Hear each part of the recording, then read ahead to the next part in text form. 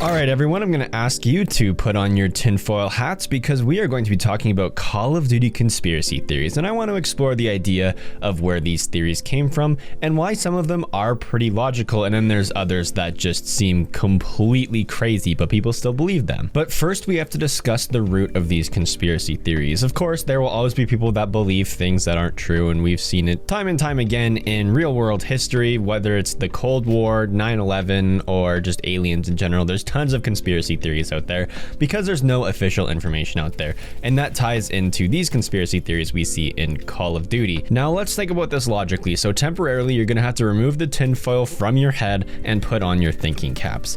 Activision is a multi-billion-dollar corporation, meaning that there's going to be lots of higher ups that the development studios don't even know are there behind the scenes. So the development studios aren't going to hear everything from Activision, and there's going to be people that are higher up in Activision that also don't get the full information that the absolute top does. So because there's that lack of information relay from the top of the company to the development teams and to even some of the higher ups that are also in the companies themselves, that information is not going to trickle down all the way, and that means the developers are going to get the least amount of information out of the company in general, because Activision's and the higher ups will know exactly what's going on at all times. But if the development teams don't know the goals of what's going on, then that means that the community or player base isn't going to know what's going on. Because think about it this way: as the player base, we know what the development studios tell us, and the development studios only know what Activision tells them. So there's going to be this huge network of things that are planned and going on that aren't going to make its way to us, and that means that we're not going to get the full story ever,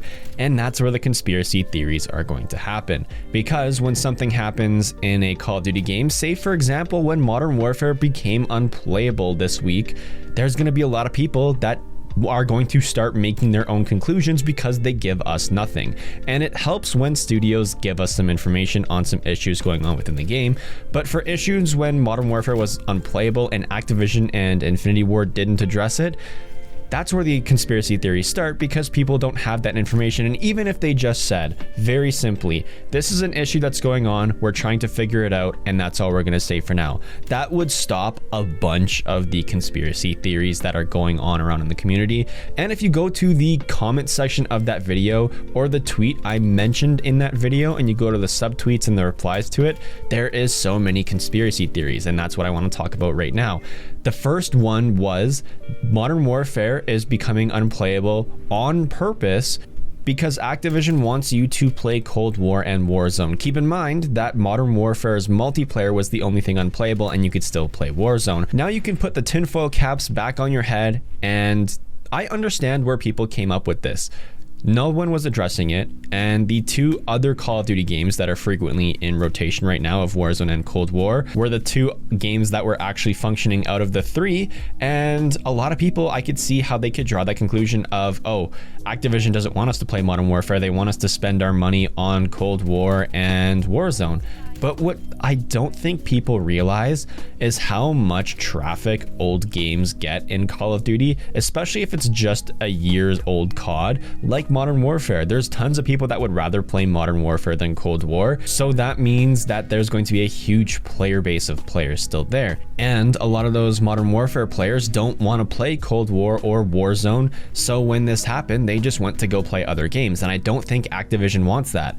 Activision, I think, would rather have people play their games than go and play other games. And here's why. You could say, oh, well, Activision doesn't care if they go play other games because they're not buying bundles on Modern Warfare, but there is a risk if they go and play another game. So let's say this guy Joe goes and plays another game. So he loads up another game and absolutely loves playing it. And then when Modern Warfare is back online, he realizes he would rather play this new game and spend his money here than in the Call of Duty franchise. That means because Modern Warfare was down, Call of Duty is going to lose some money and some player base. Of course, we're talking about millions of players, but if you think about 1,000 players that don't play Call of Duty and they go to other games and spend their money elsewhere because of that past issue, well, 1,000 players times $80 a year for buying the title itself, that is going to be $80,000 out of their pocket. And that's just a small percentage, but think about $80,000 and what we could do with that. Of course, for a multi-billion-dollar company, that's not going to be a lot, but that's still going to be a percentage of their income gone.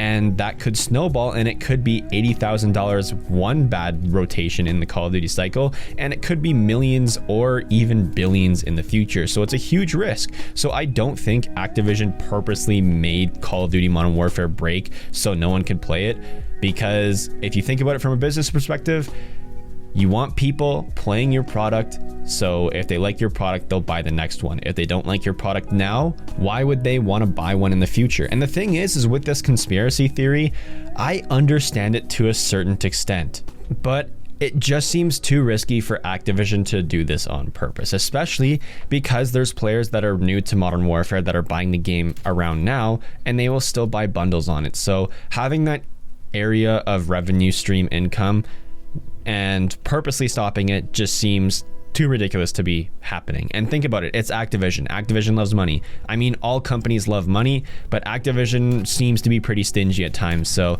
I think they would want to squeeze the players for as much money as possible, and completely removing Modern Warfare multiplayer offline for whatever glitch or bug happened, and purposely having that happen. That's going to be a lot of players that aren't buying bundles in the store anymore, because they buy bundles based off of what they want to use in multiplayer rather than Warzone. So that's money lost to them. So with Activision personally, I can't see that being a thing that they actually did on purpose. Another conspiracy theory that I saw during this whole debacle of Modern Warfare being unplayable was that Modern Warfare wasn't a good game, and that's why they're trying to kill it to just erase it from history. And that just seems so ridiculous. That's coming from like the most radical Call of Duty players ever, where they're stuck in the past and say Modern Warfare 2 is the best COD, and no COD since then has been good. If you look at statistically, Modern Warfare 2019 is the top selling COD of all time, and that's not including the free to play Warzone players. That's actual copies sold. And Modern Warfare is an incredibly popular game, and one of the most popular Call of Duties since Black Ops 2, if not the most popular community-wise. So people saying that they're just trying to kill off Modern Warfare because they don't want to make CODs like that anymore, that just blows my mind, especially with how well received the new engines and stuff were. The only thing in Modern Warfare that really needs changing is the map design. They need to go back to the classic Call of Duty map design so it doesn't promote camping, because Modern Warfare pretty much promotes camping. If you camp, you win. And it just needs to be a little bit faster paced. But other than that, the movement was incredible. Guns, sound, design, everything was incredible.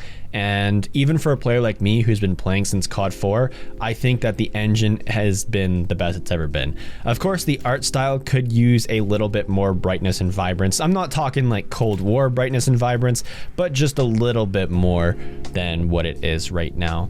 And even though I'm a player who would prefer to play Cold War over Modern Warfare just because I like Cold War's maps a little bit better and I like the pace a little bit better, but even though I would prefer to play Cold War over Modern Warfare is still an incredible game. Like, Modern Warfare multiplayer out of 10 probably gets a 6 or a 7. And I don't want to give it like an 8, 9, or 10 because that's really high, and that would be reaching Black Ops 2 and Modern Warfare 2 and Modern Warfare 3 levels. In a couple years, Modern Warfare could definitely age like fine wine, and that tends to be what happens with Call of Duty. You really enjoy them in the moment, and then over the next couple of years, you really develop your sense for that game, if it was a really good game out of all the Call of Duties you played or not. So Modern Warfare for now is around there, and same with Cold War. And then in the next few years, how these games develop, that will like solidify where they would stand on a rating or like a tier list. But overall, like, neither of the games are bad in any sense whatsoever. They have their issues, we all know that.